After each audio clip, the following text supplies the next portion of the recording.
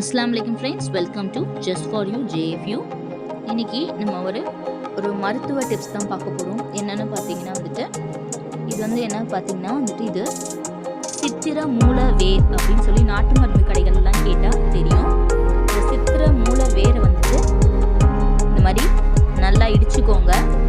அப்படியே போட்டு மிக்சியில் ஓட்டினா கஷ்டமாக இருக்கும். ஸோ நல்லா இடிச்சிட்டு அது உங்களுக்கு நல்லா பட்டையாக ஆகிடும். இதுக்கு ஒரு டம்ளர் அளவுக்கு பசும்பால் எடுத்துக்கோங்க. பசும்பால் காய்ச்ச வேணாம், காய்ச்சாமல் இருந்தாலே பரவாயில்ல. சுத்தமான விளக்கெண்ணெய் அதையும் எடுத்துக்கோங்க. ஸோ இது எப்படி செய்யணும் அப்படிங்கிறத நான் சொல்கிறேன். எதுக்காக பயன்படுத்தணும் அப்படிங்கிறதையும் நான் சொல்கிறேன் பாருங்கள். இது எல்லாத்தையுமே எடுத்து வச்சுட்டோம்.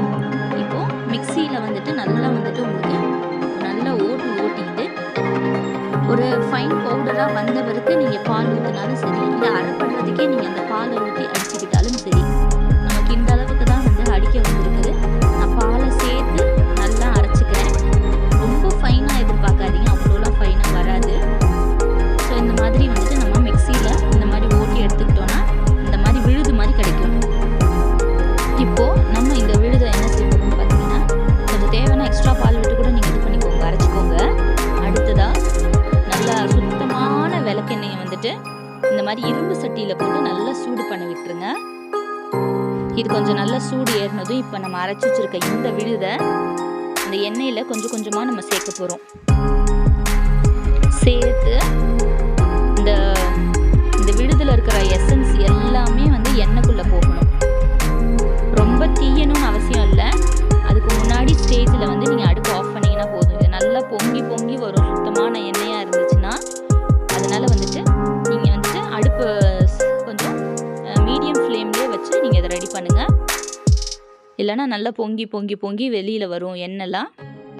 பார்த்தீங்கன்னா அப்பப்போ இந்த மாதிரி கிளறி விட்டுக்கோங்க.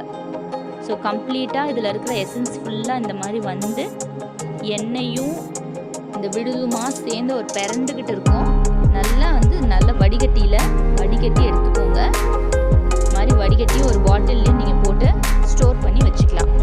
இது எதுக்காகன்னு பார்த்தீங்கன்னா, கொழுப்பு கட்டி இருக்கு இல்லையா, இந்த மாதிரி கொழுப்பு கட்டி ஸ்டார்டிங் ஸ்டேஜில் இருக்கிறப்பே நீங்கள் இந்த மாதிரி நல்லா தடவிக்கிட்டே வாங்க. அப்படியே பெருசாக இருந்தாலும் கொஞ்சம் டைம் எடுத்து தான் இது க்யூர் ஆகும். வலி இல்லை, கொழுப்பு கட்டி சாதாரண கொழுப்பு கட்டி அப்படின்னா நீங்கள் இது மேல் பூச்சாவே நல்லா வச்சு அழுத்தி ஆன்டி கிளாக் வைஸில் ஒரு 10 வாட்டி, அப்புறம் கிளாக் வைஸில் ஒரு 10 வாட்டி அப்படி அழுத்தி நீங்கள் நல்லா தேய்ச்சி விட்டுட்டு டெய்லிக்கும் நீங்கள் செஞ்சுக்கிட்டே வரணும். தொடர்ந்து செஞ்சுட்டு வந்தீங்கன்னா குணமாயிடும். எதுக்கும் நீங்கள் ஒரு டாக்டர் சஜஷன் எடுத்துக்கிறது ரொம்பவும் நல்லது. இது நம்ம வீட்டிலேயே செய்கிற கை வைத்திய முறையை தான் உங்களுக்கு நான் சொல்லி கொடுத்துருக்கேன். இந்த குறிப்பு உங்களுக்கு மிகவும் பயனுள்ளதாக இருக்கும்னு நினைக்கிறேன். வேறு ஏதாவது வீடியோ தேவைப்படுச்சுன்னா எனக்கு கமெண்ட்டில் சொல்லுங்கள்.